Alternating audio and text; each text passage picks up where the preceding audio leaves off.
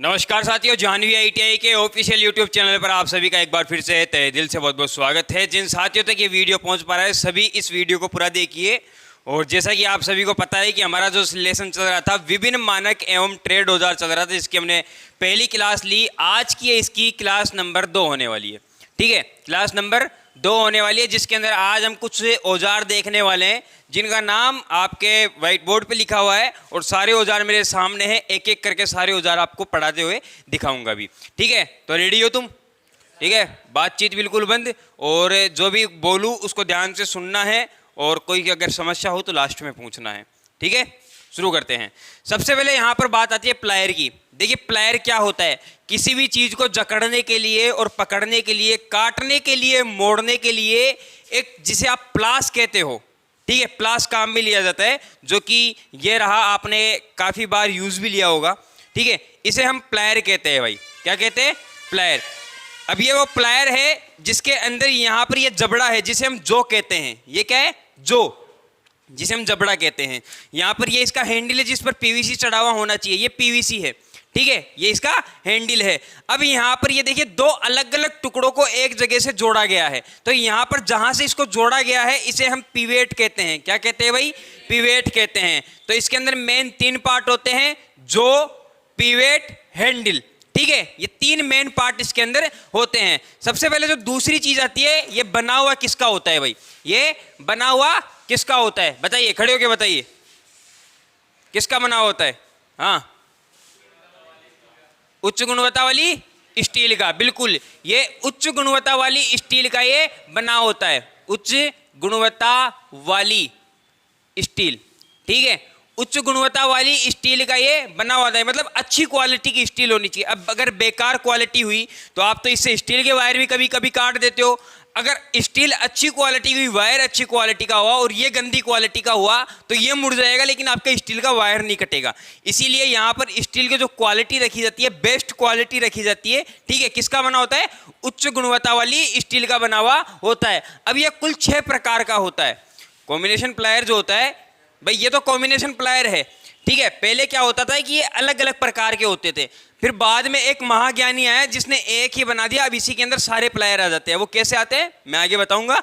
यहां पर सबसे पहले आती है बात विकर्ण कटिंग प्लायर की, जिसे हम साइड कटिंग प्लायर भी कह सकते हैं। ये रहा विकर्ण कटिंग प्लायर या फिर साइड कटिंग प्लायर। अब इससे क्या होता है कि किसी भी वायर को अगर साइड से काटना होता है तो हम साइड कटिंग प्लायर का प्रयोग में लेते हैं। यह भी उसी धातु का बना होता है। कौन सी धातु का भाई? उच्च गुणवत्ता वाली स्टील का ये बना हुआ होता है। इसके अंदर भी ये जॉ होता है। इसके अंदर ये जो जॉ होता है, किसी भी चादर को काटने के लिए, वायर को काटने के लिए, वहां पर इसका प्रयोग किया जाता है। इसके अंदर भी पिवेट होता है। ये पिवेट 2 अलग अलग भागों को इसमें भी जोड़ा गया है। ये पिवेट है, ये हैंडल है जिस पर पीवीसी चढ़ा हुआ होना चाहिए। बात समझ में आ गई? ये कौन सा है भाई?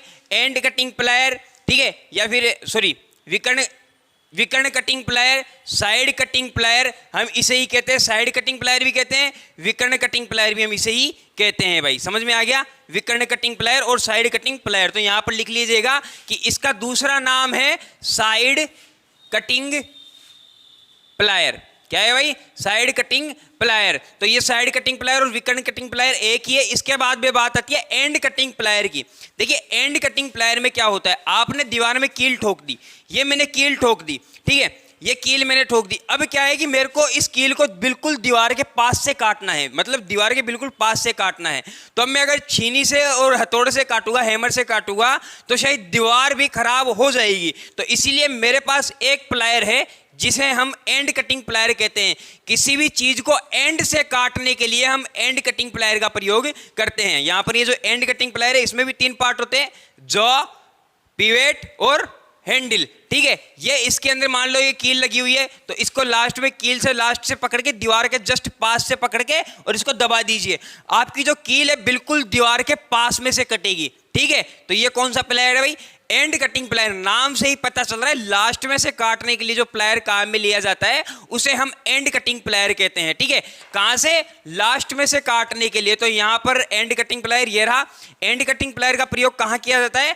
किसी भी कील को, किसी कील, ठीक है, या तार को लास्ट में से, ठीक है, लास्ट में या दीवार के पास में, ठीक है, दीवार के पास से काटने के लिए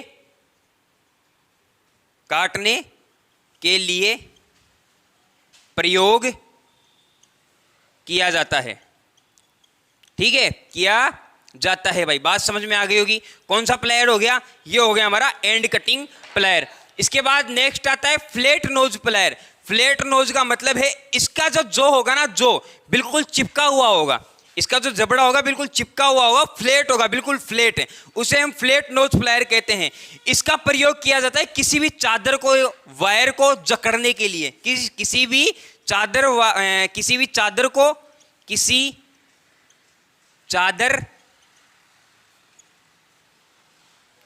चादर, तार आदि को जकड़ने के लिए, ठीक है, जकड़ने के लिए इसका प्रयोग किया जाता है। किसके लिए भाई? कोई भी चादर है, मान लीजिए चादर होती है, चद्दर देखी होगी, टेंट सेट आपने देखी होगी। टेंट सेट को अच्छे से पकड़ने के लिए क्या हम इसका प्रयोग करेंगे? अगर आप इसका प्रयोग करोगे तो चद्दर कट जाएगी। ठीक है, ये हमारा साइड कटिंग प्लायर, तो इससे कट जाएगी। आप इससे करोगे तो भी वो कट जाएगी भाई, बीच में से वो कट जाएगी, इसलिए इसका भी प्रयोग नहीं करते। इसीलिए एक प्लायर और बनाया गया जिसे हम फ्लैट नोज प्लायर कहते हैं। अब आप जब इसकी नोज देखते हो ना, तो आगे से बिल्कुल फ्लैट है, मतलब बिल्कुल चपटी है। ठीक है, ये देखिए बिल्कुल चपटी नोज है। इससे क्या होता है कि किसी भी पतली से पतली चादर को भी कस करके पकड़ा जा सकता है, जकड़ा जा सकता है। तो इसीलिए हम इसका प्रयोग करते हैं, जिसे फ्लैट नोज प्लायर कहा जाता है। बात समझ में आ गई। इसके बाद बात आती है राउंड नोज प्लायर की। राउंड नोज प्लायर का प्रयोग वहां किया जाता है जहां किसी भी, ठीक है, किसी वायर या नंगे वायर को, ठीक है, नंगे तार को एक रिंग का रूप दिया जाए या फिर कॉइल का रूप दिया जाए। रिंग का रूप देने के लिए इसका प्रयोग किया जाता है। भाई यहां पर क्या होता है, ये हमारे पास क्या है भाई, ये है हमारे पास राउंड नोज प्लायर। इसकी जो होती है ना, इसकी जो जा होती है, मतलब इस क्वेश्चन आ सकता है एग्जाम के अंदर, भाई कौन सा प्लायर है जिसकी जा शंकु आकार की होती है, तो वो होता है राउंड नोज प्लायर। कौन सा? Round knows plier. तो इसमें ये भी ऐड कर लीजिएगा कि इसकी जा कैसी होती है भाई, शंकु आकार की। जा शंकु आकार की होती है, ठीक है, शंकु आकार की होती है। ठीक है, शंकु आकार की होती है। बात समझ में आ गई। इसकी जा शंकु आकार की होती है। ये कौन सा प्लायर हो गया भाई? ये हो गया हमारे पास राउंड नोज प्लायर। अब इसके बाद में बात आती है लॉन्ग नोज प्लायर की, मतलब किसी चीज को दूर से पकड़ने के लिए। इसमें क्या होता है, इसकी जो लॉन्ग नोज जो प्लायर है, इस प्लायर की जो नोज है ना काफी लंबी होती है। मतलब आप देखे होंगे डॉक्टर जो लोग हैं छोटे छोटे प्लायर रखते हैं। आप तो डॉक्टर हो, ठीक है, छोटे छोटे प्लायर रखते हैं किसी रुई को पकड़ने के लिए या किसी घाव को साफ करने के लिए। उसकी चोंच बहुत बड़ी होती है, ठीक है। तो वैसा ही प्लायर एक हमारे पास भी होता है, लेकिन उसका आकार थोड़ा बड़ा होता है, कुछ इस तरह का होता है, कुछ इस तरह का होता है। और इसकी ये जो चोंच होती है, कौन सा है? Flat knows plier. लेकिन लॉन्ग नोज प्लायर भी ऐसा ही होता है, दो प्रकार के होते हैं। एक तो आगे से कुछ इस तरह से घुमा हुआ होता है और एक बिल्कुल सीधा होता है। तो लॉन्ग नोज प्लायर, उसकी चोंच क्या होती है? लगभग आपको इतनी बड़ी देखने को मिलेगी, ठीक है, इससे थोड़ी बड़ी होगी, तो वो लॉन्ग नोज प्लायर होता है। दो प्रकार के होते हैं, एक की चोंच आगे से, एक की जा आगे से थोड़ी घूमी हुई होती है और एक की जा बिल्कुल सीधी होती है। ये ज्यादातर आपको डॉक्टरों के पास में देखने को मिलेगी। अगर आपको उदाहरण देखना हो तो भाई घर जाना, आप एक पत्थर से मारना अपने आप को और डॉक्टर को बोलना कि सर इसको साफ कर दो, वो दिखाएगा आपको, बिल्कुल दिखाएगा, ठीक है। तो इस तरह से आप उसको देख भी सकते हो। तो ये तो हो गई कौन सी बात भाई? लॉन्ग नोज प्लायर की, जो कि अभी हमारे पास उपलब्ध नहीं है, ठीक है, तो ये हम आपको नहीं दिखा पाएंगे। अब क्या हुआ कि काफी समय से काम चल रहा था, इन सभी प्लायरों से काम चल रहा था। जब एक इलेक्ट्रीशियन कहीं पर काम करने जाता था तो इन सभी प्लायरों को अपने बैग में डाल करके ले जाता था। लेकिन एक दिन आप जैसा एक सणकी आया, उसने कहा क्यों मैं इतने प्लायर एक साथ लेकर के घूमूंगा, मैं एक ही प्लायर बनाऊंगा जिससे मेरे सारे काम होंगे, जिसे नाम दिया गया कॉम्बिनेशन प्लायर, ठीक है, कॉम्बिनेशन प्लायर। अब कॉम्बिनेशन प्लायर ही इसका नाम क्यों है? देखिए इसके ऊपर कॉम्बिनेशन चढ़ा हुआ है, ठीक है। और दूसरी बात, इसके अंदर हर एक वो भाग है जो हमने इनके अंदर पढ़ा है, हर एक वो भाग है, इसीलिए इसका नाम पड़ा कॉम्बिनेशन प्लायर। अगर मैं इसको एंड कटिंग प्लायर का नाम दे दूं तो इसमें एंड कटिंग तो है भाई, ठीक है, एंड कटिंग तो इसके अंदर, ये जो काटने वाला हिस्सा है इसके अंदर, ये एंड कटिंग है। लेकिन फिर इसके पास जो यहाँ पर किसी पाइप को पकड़ने वाला भाग, जिस प्लायर को हम कहते हैं पाइप ग्रिप प्लायर, ठीक है। पाइप की ग्रिप कटी हुई है, देखिए पाइप की तरह ग्रिप कटी हुई है इसके अंदर। तो ये जो पाइप ग्रिप प्लायर है, ये पाइप को पकड़ने के लिए काम में लिया जाता है। फिर इसके साथ नाइंसाफी हो जाएगी, भाई काम तो मैं भी कर ही रहा हूं, तो फिर तुमने इसको एंड कटिंग प्लायर का ही नाम क्यों दिया? इसीलिए इसको इसके कॉम्बिनेशन के नाम पे नाम दिया गया, जिसे कॉम्बिनेशन प्लायर कहा जाने लगा। अब इसके अंदर आप पकड़ भी सकते हैं, जकड़ भी सकते हैं, पाइप को भी पकड़ सकते हैं, किसी चीज को काट भी सकते हैं, ठीक है। सारे काम हमारे कॉम्बिनेशन प्लायर कर सकता है। जा भी इसका चपटा होता है, सारे काम ये कर सकता है। मेन इसके अंदर भी 3 भाग होते हैं, जा, पिवेट और हैंडल, ठीक है। तो ये हो गया कॉम्बिनेशन प्लायर। भाई प्लायर अभी तक हमारे कंप्लीट हो गए। भाई वो कौन सा प्लायर है जिसके अंदर सभी प्लायरों के गुण विद्यमान होते हैं? तो वो होता है हमारा कॉम्बिनेशन प्लायर, ठीक है। सभी प्लायरों के गुण विद्यमान होते हैं, ठीक है, विद्यमान होते हैं। एक चीज हमेशा याद रखिएगा, प्लायर के मामले में जब भी बात आती है तो सावधानियां हमेशा याद रखना कि क्या सावधानी रखनी चाहिए। सबसे पहले तो सावधानी यही रखनी चाहिए कि इसके ऊपर हथौड़े से या हैमर से प्रहार ना करे। भाई आप तो फिर तो पागल हो ना, भाई आप इसके ऊपर हैमर से प्रहार कर रहे हो, ये आपका कॉम्बिनेशन प्लायर है, आप इसी के ऊपर हैमर का प्रहार कर रहे हो, तो वो गलत है, ठीक है, वो हमें नहीं करना चाहिए। फिर दूसरी बात, एक ऑयल आता है जिसे हम मोबिक ऑयल कहते हैं, ठीक है, मोबिन ऑयल। कौन सा ऑयल भाई? मोबिन ऑयल हम जिसे कहते हैं। तो मोबिन ऑयल का इसके ऊपर लेप करना चाहिए, ठीक है। कौन सा ऑयल? मोबिन ऑयल होता है जिसका इसके ऊपर लेप करना चाहिए, इसकी पिवेट पर जंग ना लगे, इसीलिए मोबिन ऑयल होता है, मोबिन ऑयल इसके ऊपर लगाना चाहिए। कौन सा ऑयल? मोबिन ऑयल। लिख लीजिएगा मोबिन ऑयल, ठीक है, मोबिन ऑयल। ये मोबिन ऑयल जो है ना, ये भी एक सावधानी है कि अगर आप इसके ऊपर मोबिन ऑयल नहीं लगाओगे तो इस पे जंग लग जाएगी और ये काम करना बंद कर देगा। तो मोबिन ऑयल का प्रयोग हमें करना चाहिए। प्लायर कंप्लीट हो गए भाई, ठीक है, हमने सभी प्लायर देख लिए। अब इसके बाद बात आती है हैमर की। किसकी बात आती है भाई? हैमर की।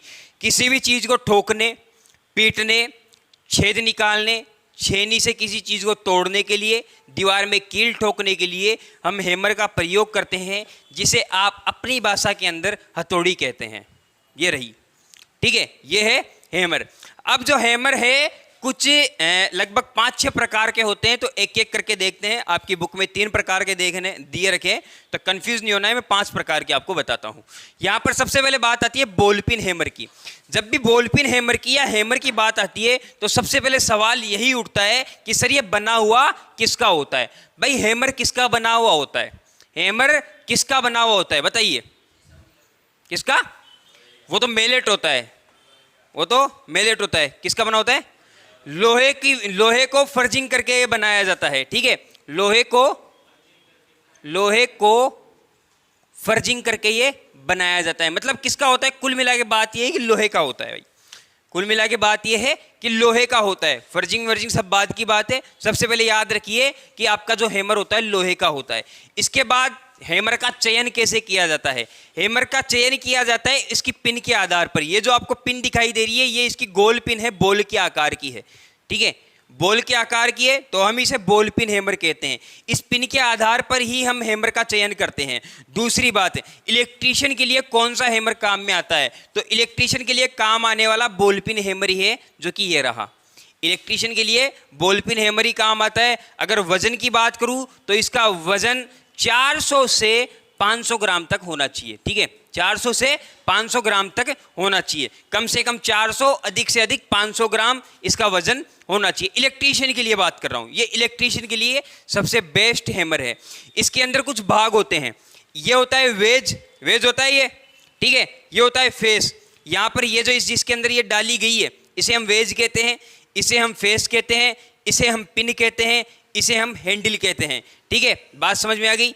वेज, ठीक है, फेस, पिन, हैंडल, तो ये हो गया हमारा हैमर तैयार। ये हैमर है भाई, ठीक है, समझ में आ गया? तो ये हो गया ball pin hammer. Ball pin hammer complete हो गया। इसके बाद बात आती है स्ट्रेट पिन हैमर की। देखिए स्ट्रेट पिन हैमर आपका ये रहा, थोड़ा छोटे आकार का है लेकिन काम चल जाएगा। स्ट्रेट पिन हैमर सबसे ज्यादा किसके पास देखने को मिलता है? ये मिलता है खातियों के पास।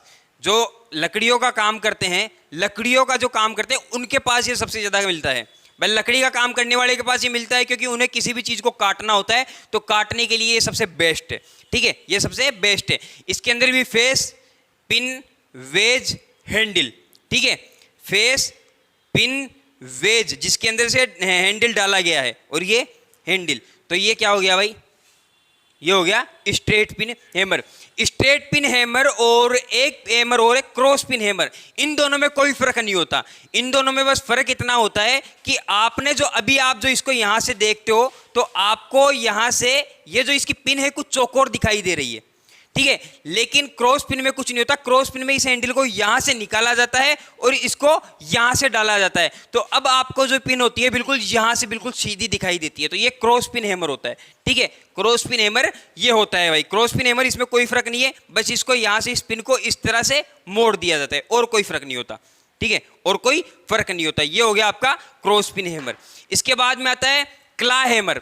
ये जो क्ला हैमर है ये कील निकालने के लिए काम में लिया जाता है। अगर आपको ये अच्छे से देखना है तो आप यहाँ देख सकते हैं मेरे पास। और क्ला हैमर सबसे ज़्यादा किसके पास होता है, जो छत में फंटे ठोकते हैं उनके पास ये होता है, क्योंकि जब कील किसी फंटे में गलत जगह फंस जाती है तो इस तरह से कील में डाला जाता है और इस तरह से इसको दबाया जाता है तो कील बाहर आ जाती है। इसका प्रयोग कीले निकालने के लिए किया जाता है। क्ला हैमर का प्रयोग कीले निकालने के लिए किया जाता है। तो लिख लीजिएगा क्ला हैमर के आगे, क्ला हैमर का प्रयोग कहाँ किया जाता है भाई, कीले निकालने के लिए। ठीक है, कीले निकालने के लिए, निकालने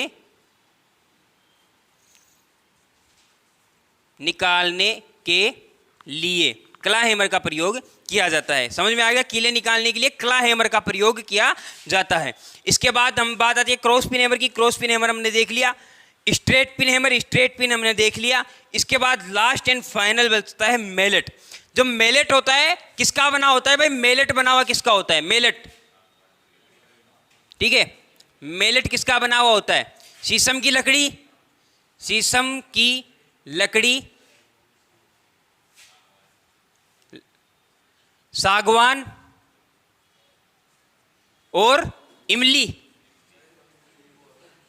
इनकी लकड़ियों का ये बना हुआ होता है। ठीक है, ये जो हैमर है मेलेट जो है किसका बना होता है, शीशम की लकड़ी, सागवान की लकड़ी, इमली की लकड़ी का ये बना हुआ होता है। लेकिन क्या होता था कि पहले ये सबसे ज्यादा बनाया जाता था लकड़ी का।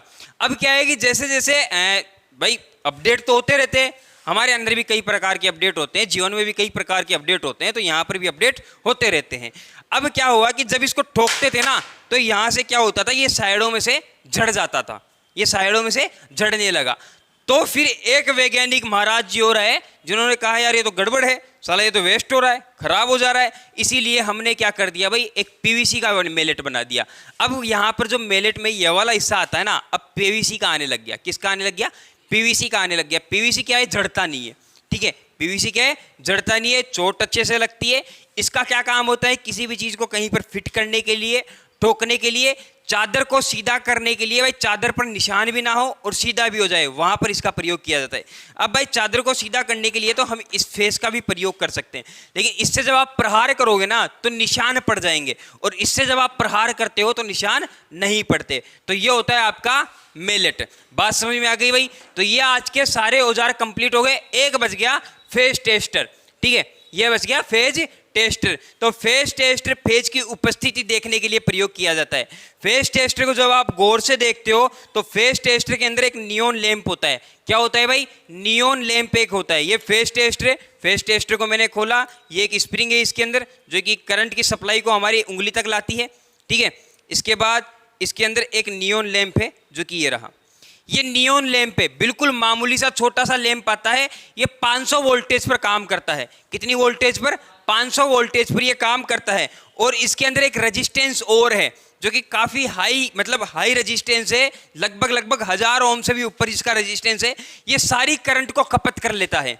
कितनी सारी करंट को ये खपत कर लेता है, और खपत करके क्या करता है, बिल्कुल मामूली सी करंट नियॉन लैंप तक भेजता है। बस नियॉन लैंप जल जाए और बाकी की करंट हमारी उंगली से ना आ जाए। अगर उंगली से करंट आकर के जमीन में चलेगी तो हमें करंट आ जाएगा। इसीलिए रेजिस्टेंस लगाया गया है। वो क्या करता है भाई, सारी करंट को पहले ही खपत कर लेता है। तो ये होता है आपका फेज टेस्टर। फेज टेस्टर भाई कितनी वोल्टेज तक काम करता है, 500 वोल्टेज तक काम करता है। ठीक है, और क्या चेक करता है ये, फेज की उपस्थिति, भाई फेज आ रहा है कि नहीं आ रहा है, कौन चेक करता है? फेज टेस्टर चेक करता है। और फेज टेस्टर की बिट की लंबाई कितनी होती है भाई? 8 सेंटीमीटर। ठीक है, 1 सेकेंड, इसको बंद कर लेते हैं एक बार। फेज टेस्टर की बिट की लंबाई कितनी होती है? 8 सेंटीमीटर, मतलब फेज टेस्टर 8 सेंटीमीटर का होता है। बात आपको समझ में आ गई होगी।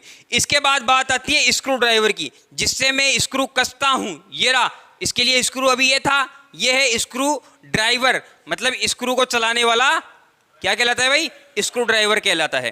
तो ये स्क्रू ड्राइवर हो गया। ये आपके पास स्क्रू ड्राइवर है। ठीक है, स्क्रू ड्राइवर में भी मेन 3 पार्ट होते हैं। ये जो इसकी बिट है शैंक, ये क्या होती है? टिप, और ये क्या होती है भाई? हैंडल। 3 पार्ट इसके अंदर मेन होते हैं। यहाँ पर ज़्यादातर जब आप देखते हो तो बड़े जो स्क्रू ड्राइवर आते हैं उनके ऊपर यहाँ पर भी पीवीसी चढ़ा होता है, वो इस कारण ताकि यहाँ पर गलती से हमारा हाथ लग करके करंट ना आ जाए। और जब भी आप स्क्रू ड्राइवर का चयन करें तो हमेशा इसकी लंबाई को देख कर ही चयन करें। जो हमारे पास इलेक्ट्रीशियन के लिए स्क्रू ड्राइवर, वैसे तो स्क्रू ड्राइवर 5 सेंटीमीटर से लेकर के कितने सेंटीमीटर तक? 5 सेंटीमीटर से 30 सेंटीमीटर तक बनाए जाते हैं। ठीक है, 30 सेंटीमीटर तक बनाए जाते हैं। लेकिन इलेक्ट्रीशियन के जो काम आता है 8 सेंटीमीटर से 30 सेंटीमीटर तक का स्क्रू ड्राइवर काम में आ सकता है। क्वेश्चन आ सकता है भाई, इलेक्ट्रीशियन के लिए स्क्रू ड्राइवर कितने सेंटीमीटर का काम आता है? 8 सेंटीमीटर से 30 सेंटीमीटर तक का काम में आ सकता है। तो ये हो गई स्क्रू ड्राइवर की बात। भाई स्क्रू ड्राइवर अलग अलग साइज में उपलब्ध होते हैं, और हर साइज जैसा कि हमें चाहिए उसी साइज में हम बाजार से स्क्रू ड्राइवर को खरीदते हैं और स्क्रू ड्राइवर को खरीद करके हम काम में लेते हैं। ये तो हो गई स्क्रू ड्राइवर की बात। अब मैंने स्क्रू ड्राइवर में एक भाग बताया आपको जिसे हम टिप कहते हैं, जिसे हमें टिप कहते हैं। अब ये जो टिप होती है ना, टिप, इस टिप के आधार पर, टिप के आधार पर आपके स्क्रू ड्राइवर 3 प्रकार के होते हैं। भाई कितने प्रकार के होते हैं? 3 प्रकार के होते हैं। सबसे पहला होता है यू टिप, मतलब इसकी जो टिप होगी ना, अभी तो आप देखते हो तो यहाँ पर बिल्कुल स्ट्रेट है। ठीक है, ये जो आपको स्क्रू ड्राइवर दिख रहा है स्ट्रेट टिप है, इसकी टिप स्ट्रेट है, बिल्कुल सीधी है। ठीक है, इसीलिए हम इसे स्ट्रेट टिप कहेंगे। लेकिन क्या होता है कि कईयों में ये टिप बिल्कुल घूमी हुई यू की तरह होती है, तो ये यू टिप हो जाती है। और आपने देखा होगा कभी कभी क्या होता है, जो पेच होते हैं ना, जो स्क्रू होते हैं, उनके पीछे क्रॉस का चिन्ह होता है। तो क्रॉस वाले स्क्रू को कसने के लिए क्रॉस टिप वाला स्क्रू ड्राइवर काम में लेना पड़ता है। कौन सा? क्रॉस टिप वाला स्क्रू ड्राइवर, जो कि अभी हमारे पास दोनों उपलब्ध नहीं है। अभी मेरे पास सिर्फ स्क्रू स्ट्रेट पिन वाला है जो मैंने आपको दिखा दिया है। तो 3 प्रकार के होते हैं। पहला होता है यू टिप, दूसरा होता है स्ट्रेट टिप, ठीक है, स्ट्रेट टिप, और तीसरा होता है कौन सा भाई? Cross tip. ठीक है, ये होता है क्रॉस टिप। मेन 3 भाग होते हैं, हैंडल, हैंडल, शैंक और टिप। मेन 3 भाग होते हैं। तो आज हमने क्या क्या जाना भाई? टेस्ट लैम्प को हटा दीजिए, बाद में बता दूंगा, अभी हमारे पास उपलब्ध नहीं है। टेस्ट लैम्प वैसे शॉर्ट सर्किट, ओपन सर्किट इनको देखने के लिए प्रयोग में लिया जाता है, जो कि मैं आपको बाद में बता दूंगा, अभी कल ही बता दूंगा टेस्ट लैम्प। ठीक है, तो आज क्या क्या हुआ, जितनी भी चीज़ें हुई अच्छे से क्लियर है। अब मैं आपसे एक क्वेश्चन पूछता हूँ, ठीक है, आप मेरे को ये बताइए कि जो फेज टेस्टर होता है उसके अंदर नियॉन लैंप होता है, वो कितनी वोल्टेज पर काम करता है? 500 वोल्टेज पर। यहाँ पर जो आपके प्लायर है, जो प्लायर है किस धातु का बना हुआ होता है? उच्च गुणवत्ता वाली स्टील का ये बना हुआ होता है। और दूसरी चीज हैमर किसका बना हुआ होता है? लोहे का बना हुआ होता है। ठीक है, मतलब अच्छी क्वालिटी की लोहे का बना हुआ होता है। इतनी चीजें आपको याद रखनी है। सभी जो चीजें मैंने बताई आपको, कौन सी चीज कहाँ पर काम में ली जाती है, हर चीज का पता लगाना है, ध्यान रखना है। चद्दर को काटने के लिए साइड कटिंग प्लायर का प्रयोग में लिया जाता है। किसी चीज को एंड से काटने के लिए एंड कटिंग प्लायर का प्रयोग किया जाता है। ठीक है, किसी चीज को पकड़ने जकड़ने के लिए फ्लैट नोज प्लायर का, ठीक है, फ्लैट नोज प्लायर का प्रयोग किया जाता है। तो आज की क्लास अच्छी लगी? ठीक है, नेक्स्ट भी ऐसी होगी, अगली क्लास भी बिल्कुल ऐसी होगी, जिसमें भी 10-15 औजार आपको दिखाएंगे बढ़िया, और समझ में भी आएंगे, दिखाने से ज़्यादा समझ में आएगा। तो उम्मीद है आपको भी समझ में आ गया होगा, और समझ में आ गया तो वीडियो को लाइक, चैनल को सब्सक्राइब जरूर से कर लीजिएगा। धन्यवाद साथियों।